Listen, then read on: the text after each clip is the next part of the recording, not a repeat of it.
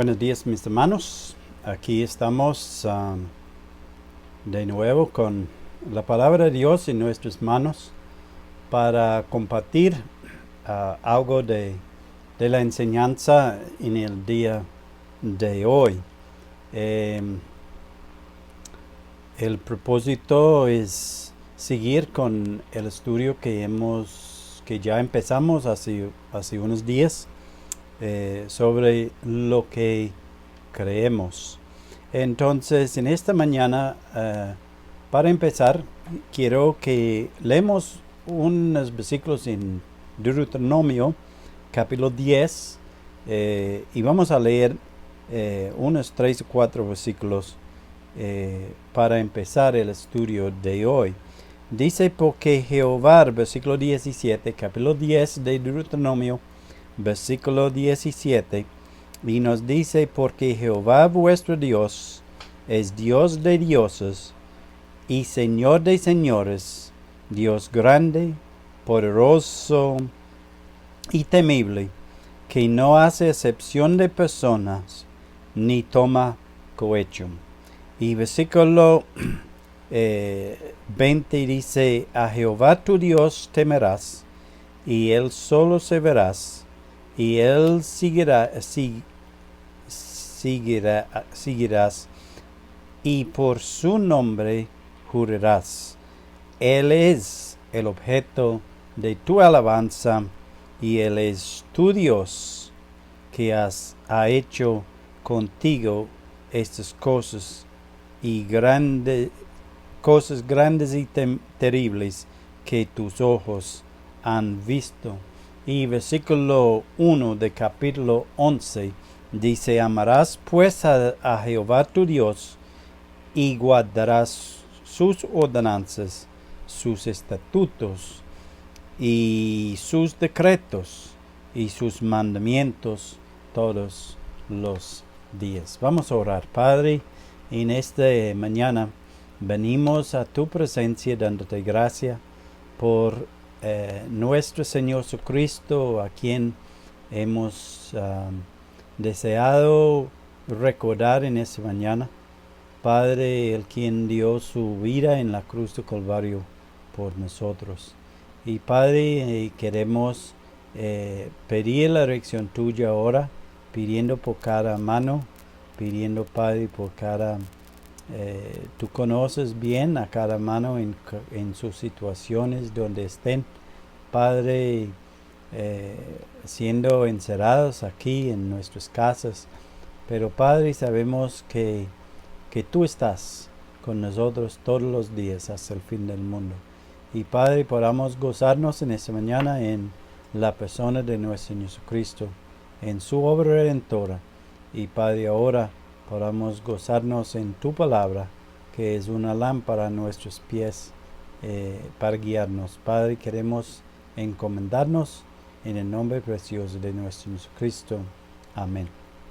Bueno, hermanos, vamos a hoy seguir, como ya hemos dicho, vamos a seguir con el tema que iniciamos hace unos días y de lo que creemos. Entonces, haciendo un repaso de lo que ya hemos visto, la importancia de tener claridad en lo que creemos es importante para nosotros. Mencionamos el problema de falsas enseñanzas que pueden aún causar divisiones entre nosotros en la iglesia. Y la experiencia de la iglesia durante los siglos ha sido uno de esos, de falsas enseñanzas que han entrado y han causado daño a la iglesia. Pensando en algo que ha pasado en esos días varias veces con relación a lo que publicamos en nuestras redes de comunicación y todo eso. grupos. Y mencioné esto en la página, en esos días, en el grupo. Sí, por algo que fue publicado, que cuando estamos publicando cosas, hermanos, necesitamos saber lo que creemos. Y, y para mí es algo importante esa serie de estudios que estamos haciendo, porque me parece es un tiempo oportuno. Primeramente puse 3 cosas y yo quiero volver a recalcar esos 3 puntos. Pueden ser más, pero yo puse esos 3 como los 3 que llegó a mi mente de uno. Lo que vamos a publicar, necesitamos estar seguros de que lo que vamos a publicar es bíblico, es de la Biblia, es lo que enseña la Biblia. A veces publicamos cosas y suenan bonitos, pero no son de lo que enseña la Escritura. Es verdad. Lo que voy a publicar de verdad es verdad, porque hay muchas cosas que publican que en realidad no son la verdad, son mentiras y no son cosas actuales, han sido fabricadas, son cosas fabricadas. Hoy día tenemos tanta Photoshop, tanta cosa que la gente puede inventar cualquier cosa, desde su, hasta casi desde su celular. Pueden inventar cosas que parecen tan real. Entonces ya una vez una foto era una evidencia contundente, pero hoy día las fotos no podemos confiar en ellos. Entonces tenemos que hacer la pregunta, ¿es la verdad? Y la tercera cosa que creo que es importante es glorificar a Dios lo que voy a publicar, ¿cierto? Entonces, es bíblico, es verdad y glorifica a Dios. Las buenas intenciones no hacen que algo antibíblico o falso sea algo que glorifica a Dios. Hermanos, las buenas intenciones de alguien de compartir algo para animar para glorificar a Dios, pero no es bíblico y no es verdad, esa no va a glorificar a Dios, ¿cierto? Entonces, hermanos, quiero que nosotros mantengamos estas cosas en nuestras mentes porque es importante. Tiene que ver con lo que creemos y necesitamos tener claridad en lo que creemos. Entonces, miramos la Biblia. La Biblia, decimos que hay versiones de las Escrituras, versiones diferentes. A veces esta causa división, conflicto, porque alguien le prefiere una versión sobre otra, pero hablamos que no estamos interesados en discutir sobre las versiones de la Biblia. Aceptamos que hay versiones mejores que otros, y hablamos con relación a traducciones y parafrases. Traducción es una versión de la Escritura que ha vuelto al original de el idioma original en que la Biblia fue escrita, y ellos investigan, estudian cada palabra para ver el contexto, el uso, el tiempo de cada palabra en el idioma original para llegar a una conclusión más exacta de lo que quiere decir el autor original. Los parafrases cogen la idea de un tema, de un versículo, hasta una serie de versículos, y lo escriben en una forma que es supuestamente más entendible.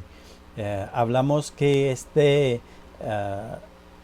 tipo de versión, con ese tipo de versión es más fácil errar. Entonces, la recomendación es una Biblia de traducción. La Reina Valera es uno. La Biblia de las Américas es otro. Y creo que la Biblia del lenguaje actual, que es una nueva versión recién, que es más, también una traducción. Las parafrases, como Dios habla hoy, Biblia lenguaje sencillo, Biblias así, que son buenos para estudio. Yo los utilizo, son buenas para usar en el estudio, pero pueden ser que no son los más confiables en ciertas partes. Decimos que la Biblia es sin error en su original, es verdad y es palabra de Dios a la humanidad. Entonces, quiero enfatizar, la Biblia es palabra de Dios. Es palabra de Dios a nosotros, lo que Dios nos ha dado para nuestro diario vivir. Es importante para tener un conocimiento correcto y adecuado de Dios y de su Hijo, el Señor Jesucristo, de la fe, de la salvación, el vivir conforme a la voluntad de Dios y mucho más. En Romanos capítulo 10, 17 dice que la fe viene por el oír y el oír por la palabra de Dios. Entonces, demostrándonos la importancia de la palabra de Dios aún en nuestra fe, ¿cierto? Nuestra fe debe estar basada sobre las escrituras, la palabra de Dios. Volviendo a lo que decimos ahora, que las cosas que publicamos deben ser conforme a la palabra, la Biblia. Entonces, creemos que la Biblia, el Antiguo Testamento y el Nuevo Testamento es inspirada por Dios y sin error en sus escritos originales, y es la autoridad suprema y final en asuntos de fe y vida. Entonces, esa es la declaración que queremos compartir sobre el asunto o sobre el tema de la Biblia. Creemos que la Biblia, el Antiguo Testamento y el Nuevo Testamento, quiero enfatizar los dos, el Antiguo Testamento y el Nuevo Testamento, porque hay personas que quieren desmentir el Nuevo Testamento o el Antiguo Testamento, pero creemos que los dos, el Antiguo y el Nuevo, son inspirados por Dios y son de autoridad suprema y final en asuntos de fe y vida. Es la Biblia y no más. No es la Biblia y un libro más, no. No es la Biblia y un maestro. No es la Biblia y un líder. No es la Biblia ni una organización, una iglesia, no. Es la Biblia y no más. Los comentarios, los libros que hay, los estudios que hay, aunque sean buenos, no son la palabra de Dios. No fueron inspirados por Dios en la misma manera que la Biblia es inspirada por Dios, ¿cierto? Entonces, eso es lo que queremos decir, porque yo he tenido personas diciéndome que las notas de su Biblia son inspiradas por Dios y las notas de su Biblia no son inspiradas. Aún pensando en eso, pienso en las divisiones en su Biblia. Aún los versículos no son inspirados. Los versículos fueron puestos, los capítulos, versículos fueron puestos por hombres. Un hombre que nos hizo un favor.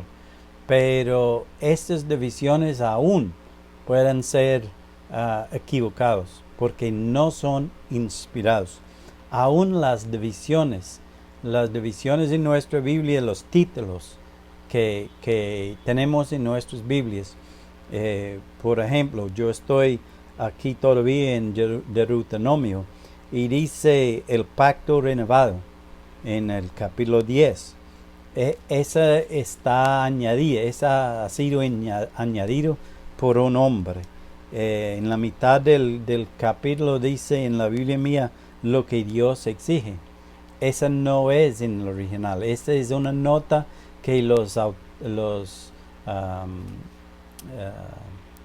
editoriales han puesto para ayudarnos en el estudio de la palabra, pero no son de verdad inspirados por Dios. Han sido impuestos ahí, ¿cierto? Entonces, ahora vamos a mirar el segundo punto, segunda declaración o segunda artículo, si lo que quiere decir, en lo que creemos sobre como iglesia, como el liderazgo de la iglesia, como responsables de la iglesia, queremos compartir en esta mañana, y es sobre Dios. Y vamos a leer lo que la declaración dice: creemos que hay un solo Dios verdadero, el creador de todas las cosas, existiendo eternamente en tres personas, Padre, Hijo y Espíritu Santo. Jesús el Hijo, nacido por obra del Espíritu Santo mediante la Virgen María, y es verdadero Dios y verdadero hombre sin pecado.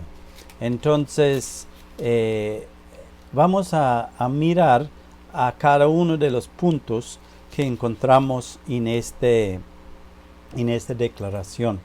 Hay un solo Dios verdadero. La Biblia nunca intenta probar la existencia de Dios, siempre lo afirma. La existencia de Dios está afirmada en la Escritura. Génesis capítulo 1:1 dice: en el principio creó Dios los cielos y la tierra. Y en Deuteronomio capítulo 6 versículo 4 dice: oye Israel, Jehová nuestro Dios, Jehová uno es. Entonces hay un solo Dios verdadero. Y es interesante, ese uno es, vamos a tocarlo más tardecito, pero este uno aquí es una palabra interesante. Isaías 45 versículo 21 dice: proclamad y hacedlos acercarse, y entren todos en consulta. ¿Quién hizo oír esto desde el principio, y lo tiene dicho desde entonces? Sino yo, Jehová. Dios, Jehová Dios está hablando, y él dice: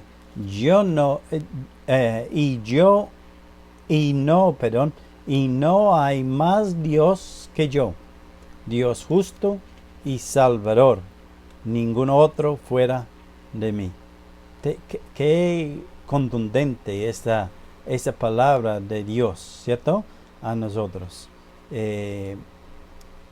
No hay más Dios que yo.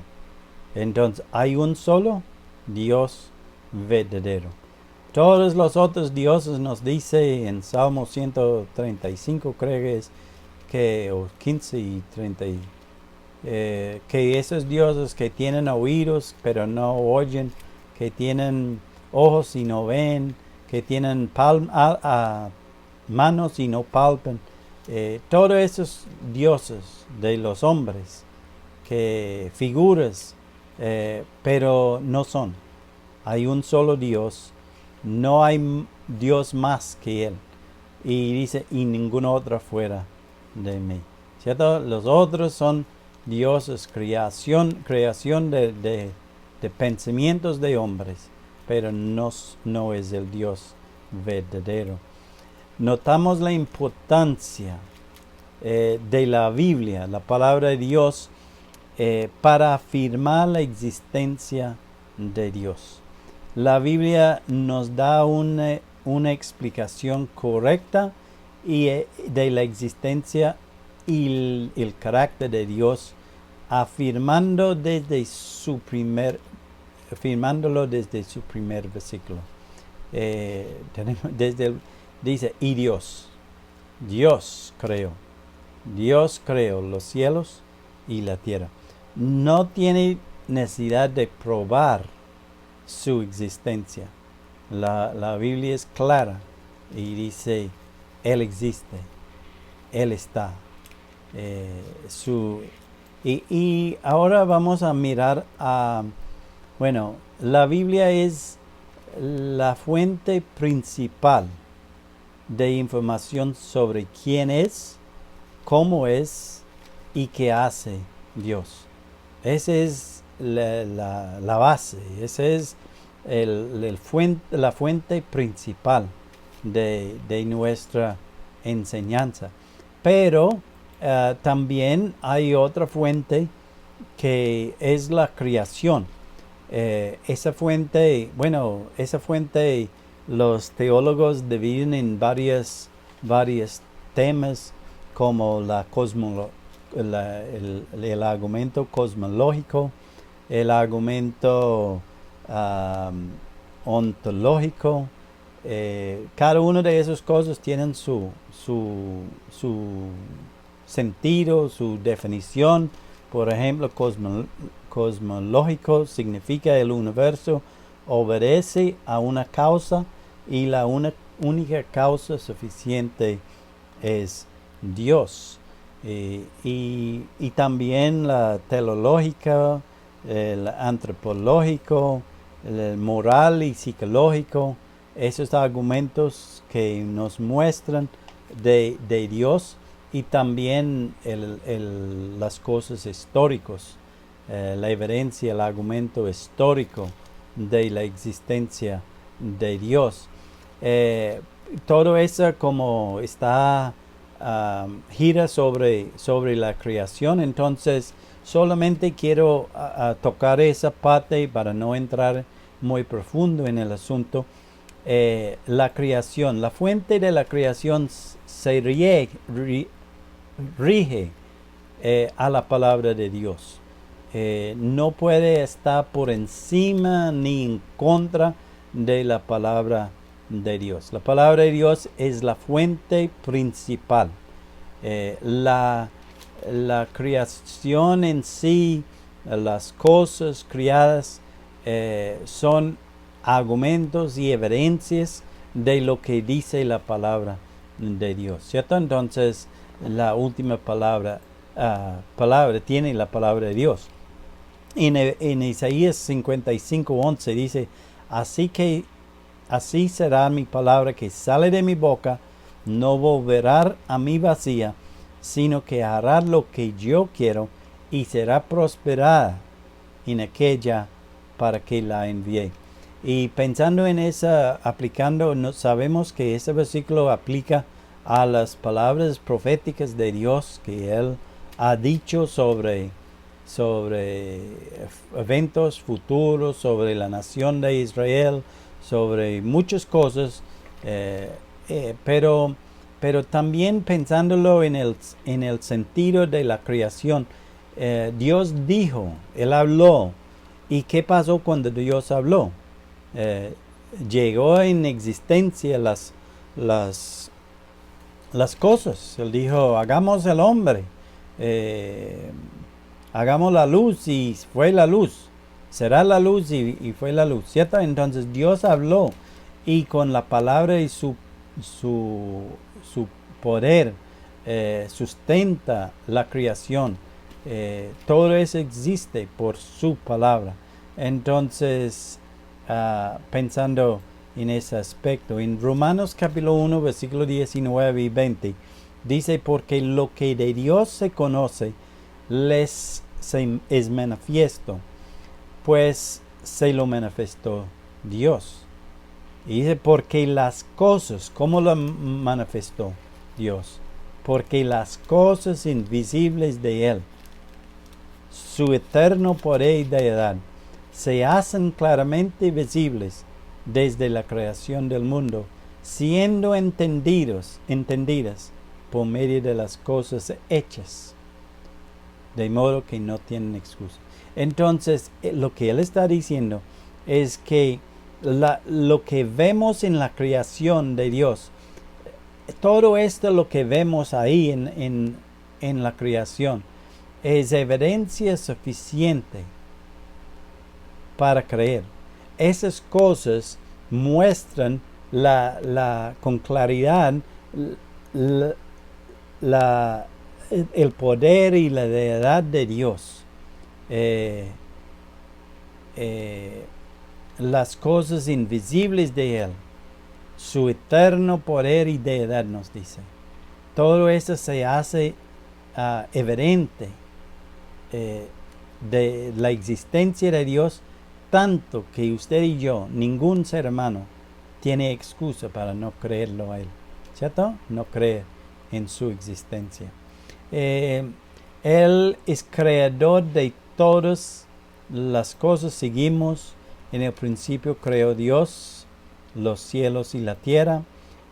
Todas las cosas por Él fueron hechas, y sin Él nada de lo que ha sido hecho fue hecho, dice Juan 1:3.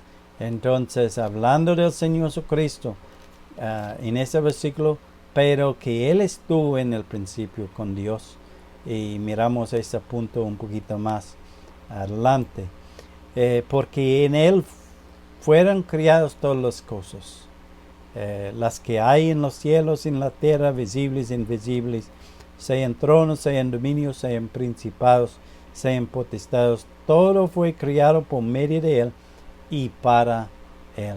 Entonces tenemos que Dios es el creador de todas las cosas. No has sabido, no has oído que el Dios eterno es Jehová, el cual creó los confines de la tierra. No desfallece ni se fatiga con cansancio, y su entendimiento no hay quien lo alcance. Hablando de la grandeza de Dios, pero el hecho que el cual dice, creó los confines de la tierra. No hay nada exento de su creación en ese mundo, ¿cierto? Entonces, Él es el creador. La Biblia no nos da ninguna evidencia para creer en la evolución en sus distintas teorías. Es interesante que la evolución tiene muchas teorías, no es una sola, ni los evolucionistas pueden estar de acuerdo de cómo llegó a la existencia el mundo. Pero hay algunos que quieren meter la Biblia o meter una creación parcial, y que Dios creó ciertas cosas, pero elementos o microbios y con la evolución esas cosas se juntaron y llegamos a lo que tenemos hoy día. La Biblia no apoya esa enseñanza, es aún una enseñanza algo peligroso, ¿cierto? porque desmiente la veracidad de la palabra de Dios. La existencia eterna, que Dios existiendo eternamente en tres personas. ¿Cuál es nuestra fuente principal sobre Dios? Ya hemos dicho, la Biblia, ¿cierto? En Génesis 1:2 dice, y la tierra estaba desordenada y vacía, y las tinieblas estaban sobre la faz del abismo, y el Espíritu de Dios se movía sobre la faz de las aguas.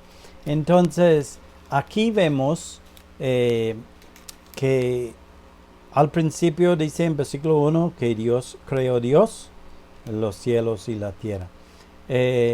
Aquí dice que estaba desordenada, pero tenemos que otra persona ahí en ese versículo, el Espíritu de Dios. Entonces, Dios ha existido desde el principio, eternamente, el Alfa y Omega, en tres personas. Y ahí en la creación vemos que hay el Espíritu de Dios. Cuando vamos a versículo 26 de Génesis, capítulo 1, encontramos, entonces dijo Dios, hagamos al hombre a nuestra imagen conforme a nuestra semejanza. Entonces aquí nos muestra que Dios está refiriendo a otros a su lado, ¿cierto? Hagamos.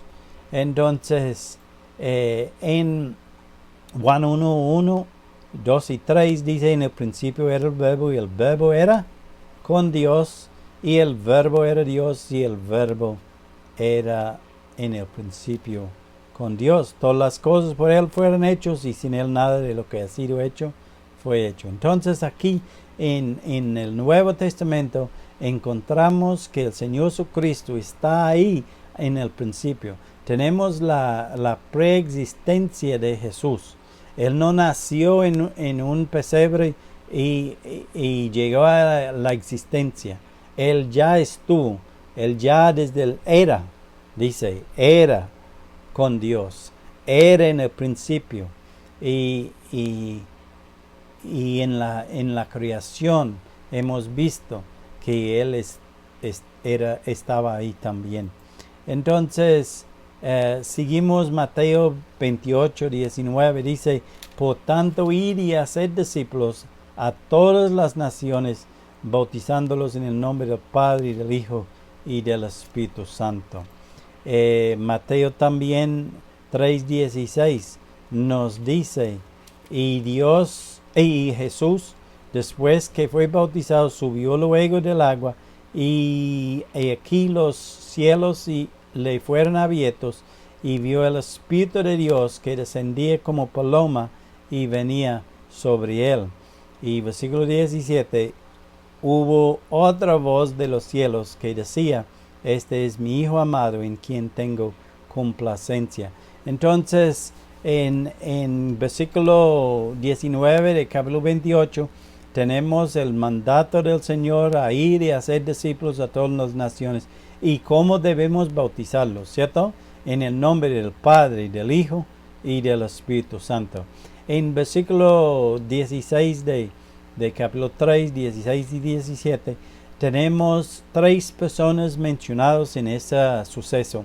Tenemos Jesús, tenemos el Espíritu de Dios y tenemos el Padre hablando desde el cielo. Y sabemos que es el Padre porque dice, y esto es mi Hijo amado en quien tengo complacencia. Y también en capítulo 17 de Mateo tenemos la misma referencia. Esto es mi Hijo amado en quien tengo complacencia, a él oíd. Entonces, Juan 17:1 dice, Padre, la hora ha llegado, glorifica a tu Hijo, para que también tu Hijo glorifique a ti. Tenemos el Señor Jesucristo dirigiendo su oración a su Padre. Dice, Padre, la hora ha llegado, glorifica a tu Hijo. Entonces, refiriéndose a sí mismo como el Hijo de Dios. Jesús. Y bueno, en este dibujo tenemos el Padre, tenemos el Hijo, tenemos el Espíritu Santo. Y en el centro tenemos el círculo que dice Dios, pero tenemos las líneas, es como un pirámide, ¿cierto? Eh, eh, uh, el Padre es Dios, el Hijo es Dios, el Espíritu Santo es Dios, pero el Hijo no es Dios, lo que la Escritura nos enseña. Siempre nos da una distinción entre Padre y Hijo, entre Padre y Espíritu Santo, entre el Hijo y el Espíritu Santo, ¿cierto? En Juan dice el Señor Jesucristo, el Espíritu Santo, el Consolador, que yo enviará. Y en otra parte dice que el Padre enviará. Entonces, ahí estamos, ¿cierto?, viendo el contexto, el uso de y la evidencia de esa triunidad de Dios. Dios Padre, Dios Hijo, Dios Espíritu Santo. Pero el Hijo no es el Padre no es el Hijo, el Padre no es el Espíritu Santo, ni el Espíritu Santo es el Padre, ni el Hijo el Espíritu Santo, ni el Espíritu Santo el Hijo. Jesús es el Hijo nacido por obra del Espíritu Santo mediante la Virgen María, y es verdadero Dios y verdadero hombre sin pecado. Entonces vamos a brevemente mirar unos 6 puntos sobre esas 6 cosas, sobre esos 6 puntos. Jesús, la segunda persona de la deidad, es el Hijo de Dios. Y en Mateo capítulo 17 y Mateo 17 también hemos hablado: esto es mi Hijo amado en quien tengo complacencia. Entonces Jesús, la segunda persona de la deidad, el Hijo de Dios, ¿cierto? Segundo punto, el nacimiento de Jesús fue por obra del Espíritu Santo. Y en Mateo capítulo 1 y versículo 18 nos dice: el nacimiento de Jesús fue así: estando desposada María, su madre, con José, antes que se juntasen, se halló que había concebido del Espíritu Santo. Y versículo 20, tenemos a José pensando en dejar a María secretamente. Dice: y pensando él en esto, y aquí un ángel del Señor le apareció en sueño y le dijo: José, hijo de David, no temas recibir a María tu mujer, porque lo que en ella es engendrado del Espíritu Santo es. Entonces vemos la obra del Espíritu Santo en el nacimiento de Jesús. Mediante la Virgen María, y en Lucas capítulo 1 tenemos unos versículos que vamos a leer rápidamente por el tiempo.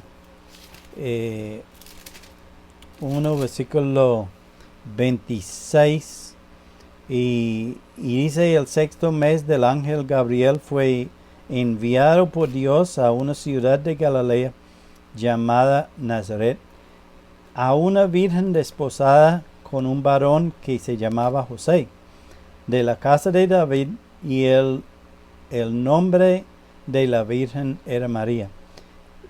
Y entrando el ángel en donde ella estaba, dijo: salve, muy favorecida, el Señor es contigo, bendita tú entre las mujeres. Mas ella, cuando le vio, se turbó por sus palabras y pensaba: ¿qué situación sería esto? Entonces el ángel le dijo, María, no temas, porque has hallado gracia delante de Dios, y ahora concebirás en tu vientre, darás a luz un hijo, y llamarás su nombre Jesús. Este será grande, y será llamado Hijo del Altísimo. El Señor Dios le dará el trono de David su padre, etc. Y en versículo 34, entonces María dijo al ángel, ¿cómo será esto? Pues no conozco varón. ¿Cierto? Entonces, ahí las escrituras nos enseñan claramente el hecho del nacimiento del Señor Jesucristo por la Virgen María. Jesús es Dios. En Juan 1:1 leímos ya ese versículo. En el principio era el verbo, y el verbo era con Dios, y el verbo era Dios. En Juan capítulo, primero de Juan, capítulo 5 y versículo 20 dice, pero sabemos que el Hijo de Dios ha venido y nos ha dado entendimiento para conocer al que es verdadero, y estamos en el verdadero, en su Hijo Jesucristo. Este es el verdadero Dios y la vida eterna. Entonces en Tito capítulo 2 también nos dice, versículo 13, aguardando la esperanza bienaventurada y la manifestación gloriosa de nuestro gran Dios y Salvador Jesucristo. Entonces Jesús es Dios. Jesús es hombre. Entonces en Juan 1:14 nos dice que aquel verbo fue hecho carne y habitó entre vosotros, y vimos su gloria, gloria como el unigénito Hijo de Dios, o el unigénito de Dios. Entonces, sus atributos como hombre, vemos que él tenía hambre, tenía sed, tenía cansancio, necesitaba dormir, todas esas cosas. Entonces, Jesús era hombre, pero Dios a la vez, decimos, 100% Dios, 100% hombre. Y el último punto hoy es sin pecado. No quería dejar eso fuera, porque si él pudiera ver pecado, no es Dios. Dios es santo. Dios no puede mentir, dice. No es posible. Entonces, si fuera posible que el Señor Jesucristo hubiera pecado, entonces Él no es Dios. Pero, porque les digo eso, porque hay personas que quieren enseñarnos que el Señor Jesucristo pudiera haber pecado por su humanidad, aunque siendo Dios, pero por su humanidad pudiera haber pecado. Y la Escritura nos deja clara que Él no pecó, no había ni engaño en su boca. Entonces, el Señor Jesucristo no podía pecar, era sin pecado. Recuerda los hombres que decían, de verdad este hombre era justo, el centurión en la cruz. Entonces, para terminar, leímos de nuevo la declaración. Creemos que hay un solo Dios verdadero, el creador de todas las cosas, existiendo eternamente en tres personas: Padre, Hijo y Espíritu Santo. Jesús el Hijo, nacido por obra del Espíritu Santo, mediante la Virgen María, y es verdadero Dios y verdadero hombre, sin pecado. Si Él pudiera haber pecado, no pudiera haber sido nuestro sacrificio, ¿cierto? no podría haber hecho la obra redentora en la cruz del Calvario. El Cordero de Dios que no tiene pecado. El Cordero de Dios que quita el pecado del mundo. Que el Señor nos anima, hermanos, a mirar lo que dice las Escrituras, de tener nuestra confianza en las Escrituras. Y vamos a orar para terminar. Padre, gracias te damos otra vez por la persona de nuestro Jesucristo. Gracias por tu palabra, que es una palabra de verdad. Nos muestra, nos guía, nos enseña. Y Padre, por ella somos edificados. Y Padre, queremos darte gracias porque tú nos has dado tu palabra. Nosotros no tenemos que, como Moisés o como Abraham, descubrir cómo eres tú. Ellos descubrieron eso por las diferentes situaciones en sus vidas, pero nosotros tenemos estos ejemplos de ellos para entender cómo es Dios y para entender que Él es el único Dios verdadero. Padre, queremos encomendarnos pidiendo tu dirección. En el nombre de nuestro Jesucristo te pedimos. Amén. Muchas gracias, hermanos. Que el Señor les guarde.